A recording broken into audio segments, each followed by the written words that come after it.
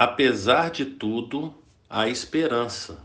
Olá, espero que você esteja bem. Nós estamos aqui mais uma vez para darmos continuidade ao estudo do livro de Lamentações. Hoje, Lamentações capítulo 3. Mas antes é necessário que eu faça alguns pedidos. E o primeiro é para que você não apenas curta, mas compartilhe esse estudo com outras pessoas, para que outras pessoas venham ser abençoadas. O segundo pedido é para que você adquira a Bíblia 365, porque através dela você vai ler um trecho do Antigo Testamento, um trecho do Novo Testamento, um trecho de Salmos e um trecho de Provérbios. E com isso, o desejo do nosso coração é que você aceite esse desafio que é ler a Bíblia toda em um ano. Faça isso, porque certamente você será abençoado.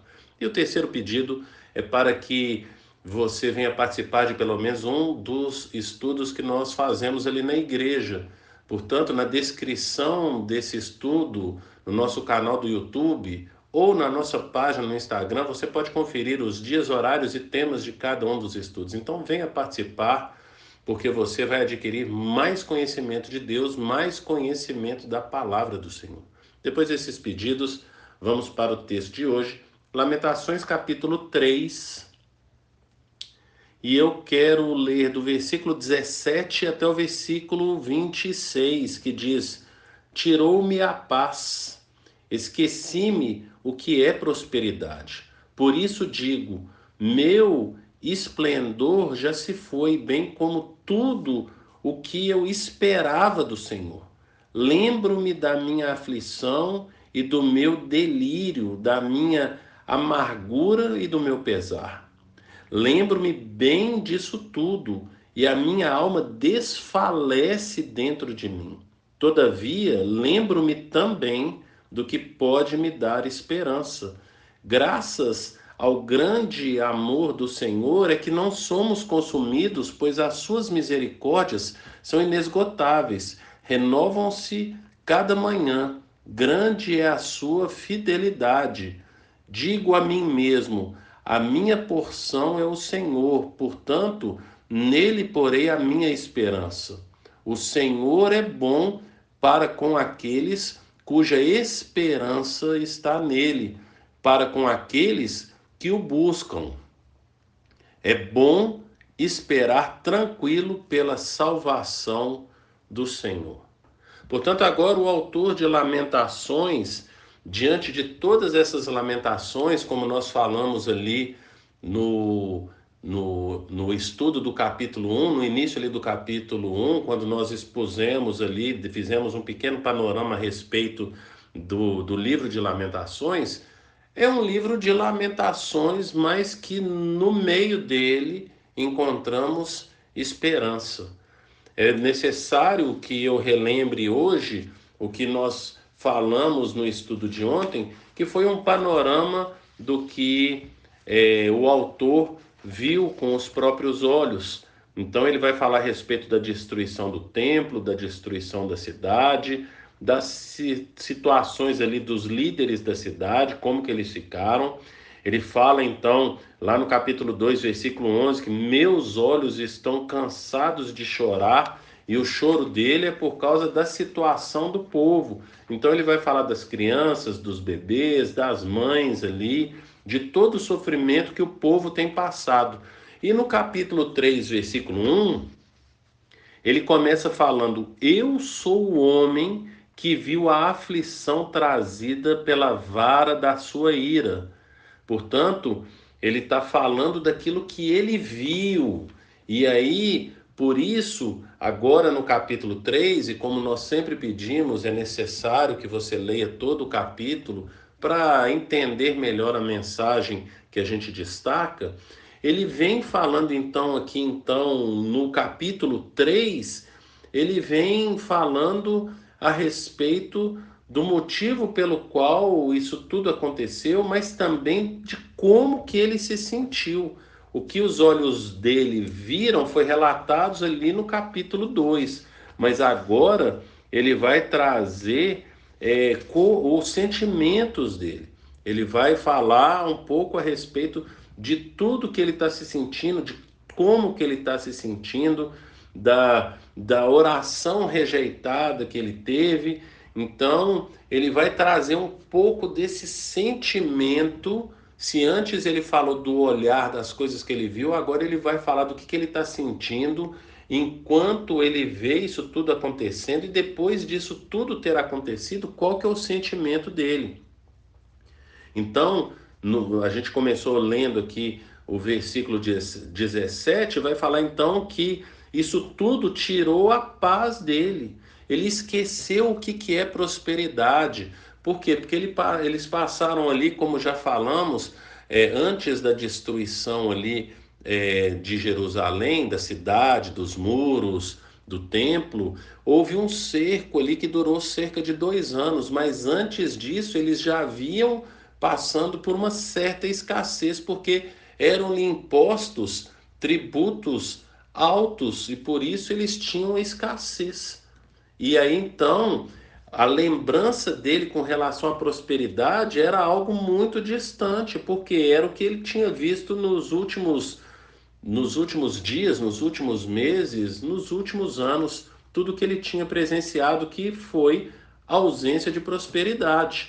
E aí ele começa a falar a respeito disso, ele fala a respeito então que o esplendor dele se foi, no versículo 18, e depois no versículo 19, ele fala que o que ele lembra é da aflição, é da amargura, é do pesar, mas apesar dele se lembrar de todas essas coisas e da alma dele desfalecer, ele vai falar a partir do versículo 21 que ele também se lembra da esperança. Então, apesar de todo o caos que ele estava vendo, que ele estava vivendo, e apesar de no meio do caos ele não ver nenhuma solução, havia ainda nele esperança. Por quê? Porque ele se recordava, então o versículo 22 vai falar que graças ao grande amor do Senhor é que não somos consumidos, pois as suas misericórdias são inesgotáveis. Mas como é que ele sabe que o Senhor é amoroso? Como é que ele sabe a respeito das misericórdias inesgotáveis do Senhor?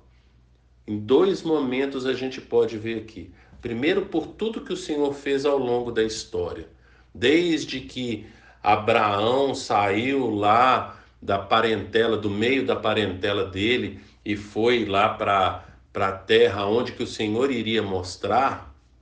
Então tem são séculos de história aí, depois como que o povo foi crescendo, mas depois então eram cerca de 70 pessoas, né, que foram para o Egito ali com Jacó, seus filhos, as suas mulheres, não é assim? Então ali a descendência dele ali eram cerca de 70 pessoas quando eles foram ali para o Egito. Depois no Egito eles se multiplicaram, mas quando o Senhor viu o sofrimento do povo lá no Egito, ele se lembrou das promessas feitas para Abraão, resgatou o povo, levou o povo para a terra prometida, e na terra prometida, ali então, no período ali de Moisés, e aí a gente precisa entender que Abraão está a cerca de 2.000 anos antes de Cristo, mas que a destruição aqui de Jerusalém aconteceu no ano 586 antes de Cristo. Portanto, a distância que tem entre Abraão, depois vem Abraão 2.000 anos antes de Cristo, Moisés cerca de 1.500 anos antes de Cristo, e a destruição cerca aí de 600 antes de Cristo, são séculos de história aonde ele viu o povo crescendo, o Senhor abençoando, apesar do povo ser um povo obstinado, um povo que tinha outros deuses, apesar do pecado do povo, apesar disso tudo, o Senhor prosperou. E aquilo que o Senhor fez no passado, ele pode fazer no futuro do autor, e é essa a esperança dele por causa do amor como o Senhor tratou o povo apesar do pecado e de tê-lo feito um povo, a partir de Abraão ter feito um povo grande e numeroso, mas também a misericórdia nos séculos, quando nos relatos bíblicos ele pode ver aí, então os relatos da história vão trazer para ele essa misericórdia do Senhor. E aí no versículo 24 ele vai falar: digo a mim mesmo, a minha porção é o Senhor, portanto nele porei a minha esperança. A nossa esperança não pode estar em qualquer outra coisa que não o Senhor. Porque quando o autor olha para o exército de Israel, já não há mais exército. Quando olha para o templo, já não há mais templo. Quando olha para as autoridades ali, já não há mais nenhuma autoridade. Quando ele olha para o povo, é um povo que era grande, mas que agora foi bem reduzido.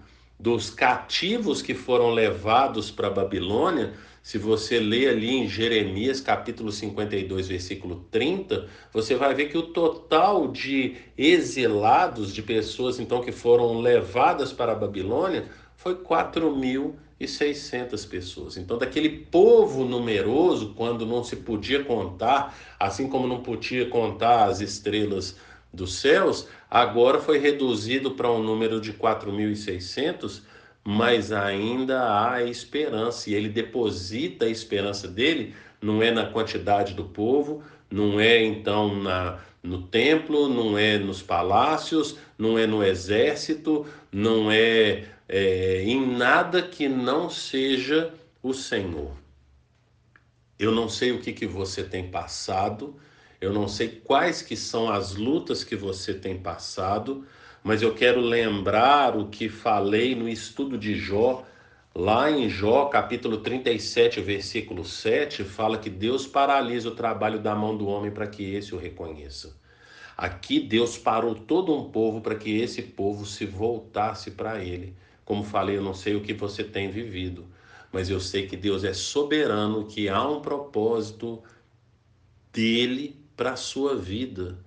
E o propósito dele para a sua vida é que você venha ser feliz, não segundo o padrão de felicidade que você estabeleceu, ou que o mundo estabeleceu, ou que as pessoas estabeleceram, mas segundo o padrão de Deus. Portanto, a nossa esperança tem que ser depositada no Senhor. O Senhor é a nossa esperança. Por quê? Porque Ele pode mudar toda essa situação. Então, o que nós podemos fazer nos dias ruins que acontecem com todo ser humano, porque todo ser humano um dia vai passar pelo dia ruim, é esperança no Senhor, crendo que o Senhor há de reverter toda a situação que a gente passa. O dia bom, um dia vai passar, assim como o dia ruim também um dia vai passar. Um dia chama outro dia. Portanto, coloque, deposite a sua esperança no Senhor. Pense nisso e que o Senhor te abençoe.